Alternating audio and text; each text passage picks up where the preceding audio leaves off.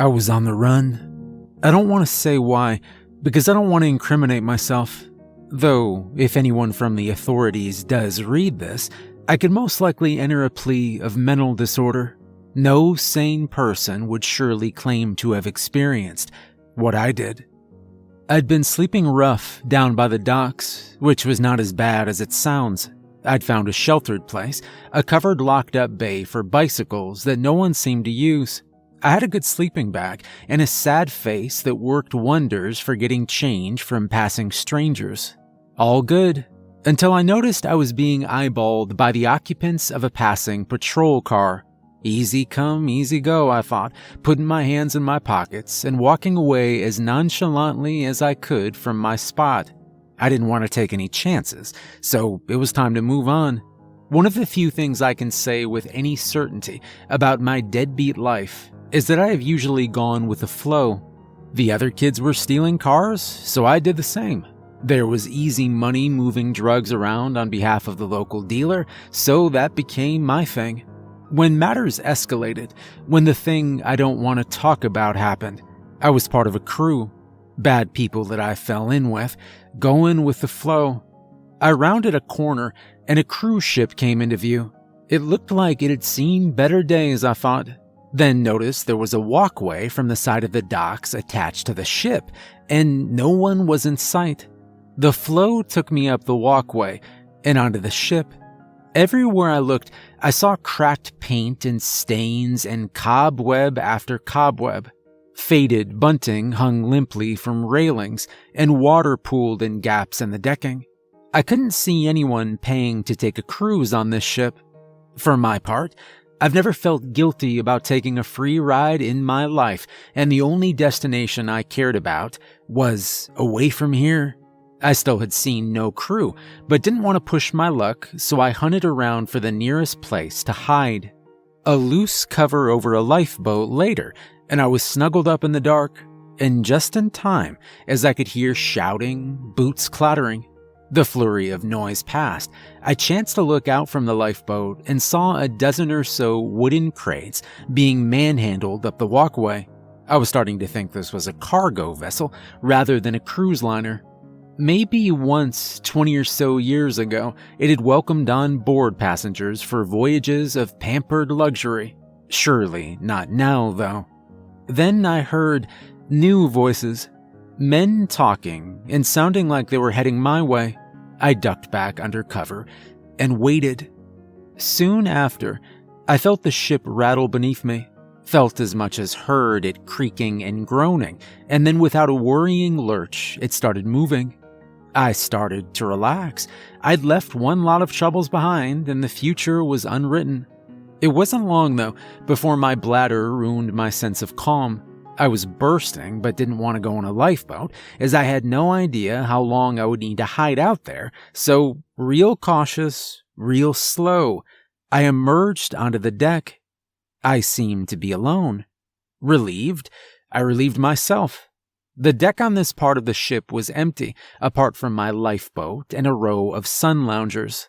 It had turned into a hot day, and I would have loved to have settled into one, but dared not risk it. I climbed back under the covers and got as comfortable as I could. At some point, I fell asleep. After stretching my aching limbs in the confined space of my new home and yawning, I lifted the cover a little to see if the coast was clear, so I could head out and try and find something to eat and drink. It was fine, and I was soon back on deck, still alone, the only passenger, it seemed to me. A bit further down the deck, the doors to what I assumed were cabins remained closed, and it looked like the shutters on the small windows of each were down. My theory that this was now a cargo ship rather than a passenger vessel appeared more and more likely.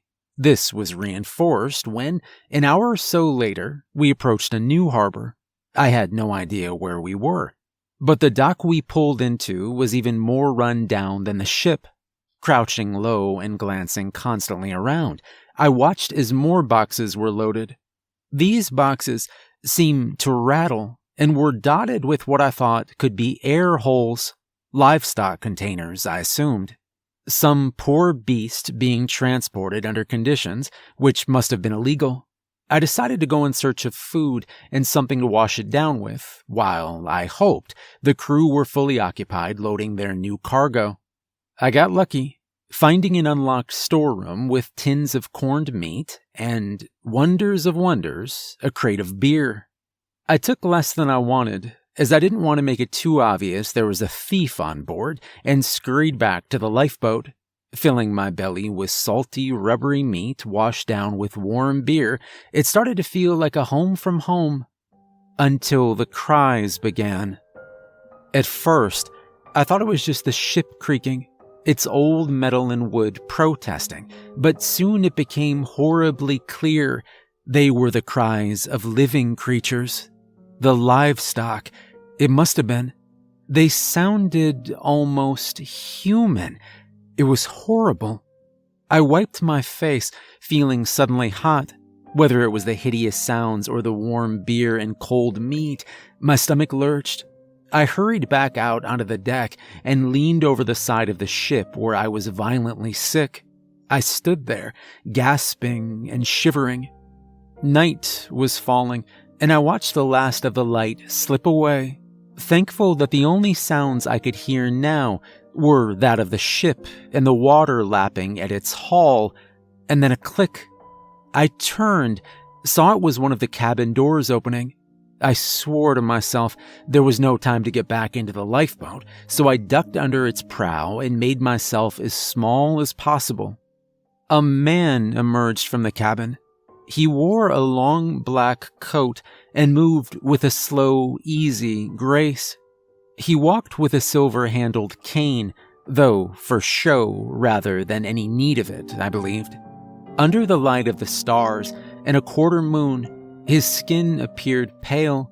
His head was shaven, with the intermingling lines of a tattoo reaching up one side of his face. The sight of him made me shiver, and I tried to retreat further back under the lifeboat. As he began to walk along the deck, more cabin doors opened, and more figures stepped out. There were about a dozen that I could see. Each was draped in black. Their pale countenances were expressionless. Some appeared to be male, some female.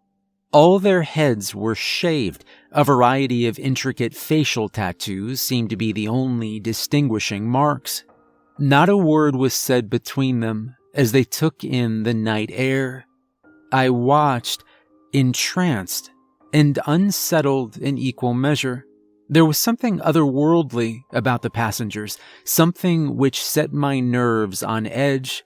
I would have fled if I could, but as it was, I had no choice but to cower in my hiding place and hope that none of them would spot me, even though their stroll along the decks was now taking them right past me.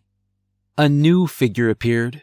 He was dressed in a white uniform and carried a tray holding narrow, ornate glasses filled to the brim with a dark liquid. A companion followed in his wake. Together, they began to move among the passengers, offering drinks which were eagerly taken. For all their strange appearance, the passengers had up to that point shown a degree of finesse. That seemed to be cast aside as they greedily swallowed down their drinks in one, then proceeded to lick the glasses with long, slim tongues that flickered out of lips stained dark red with the liquid. The passenger closest to me smiled, a tight, controlled movement. I closed my eyes, like a child hiding from something that should have remained within its imagination. I couldn't see anymore without losing control. Hours later, a morning that I thought would never come but crept into the sky, and the deck was once more deserted. The passengers had returned to their cabins. I stayed in my hiding place, and before long saw the crew carrying bundled objects onto deck. One by one, they tossed them into the sea. It was the carcasses of the livestock, I thought, then glimpsed a hand in a gap. A human hand. 10 loads in all were discarded, 10 bodies. They floated on the surface for a moment before slipping into the depths. There was no blood pooling on the surface, no sign of life. I thought of a creature that had also traveled by ship from its ancient home to English shores, of legends and myths. I thought of the cries I'd heard, and cold fear passed through my body as the truth dawned on me. I thought of sly smiles and crimson-stained lips and razor-sharp teeth, of the hell which awaited me on this ship when night once more fell. I crouched down there and wept. The sun was high overhead when the chance presented itself. We were once more approaching a dock. I saw crates lined up, waiting to be brought on board. Imagined glasses brimming, ready for the passengers to drink their fill. I took my chance and clambered up onto the side of the ship, then plummeted into the water. I made it.